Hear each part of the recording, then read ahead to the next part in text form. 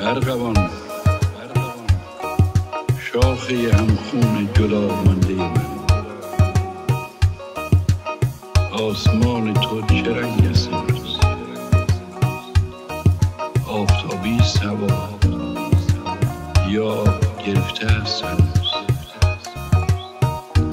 من در این گوشه که از دنیا بیرون است، آسمانی به سرم نیست، از بهاران خبرم نیست. آنچه میبینم دیوار است. آه این سخت سیاه آنچنان نزدیک است که چو بر میکشم از سینه نفسم را بر میگرداند. ره چنان بسته که پرواز نگه در همین یک قدمی میماند.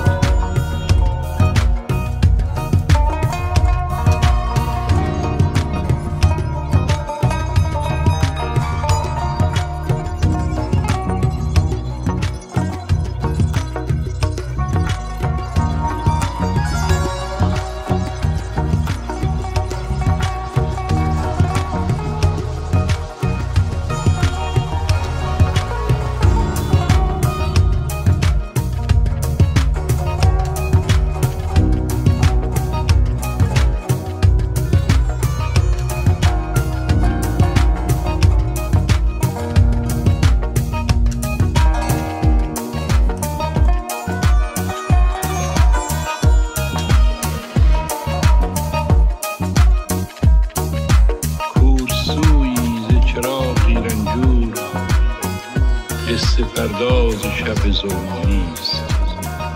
نفسم میگیرد که هوا هم اینجا زندانی است. هرچه با من اینجاست رنگ رخ باخته است. آفتابی هرگز گوشه چشمی هم بر فراموشی این دخمه نینداخته است.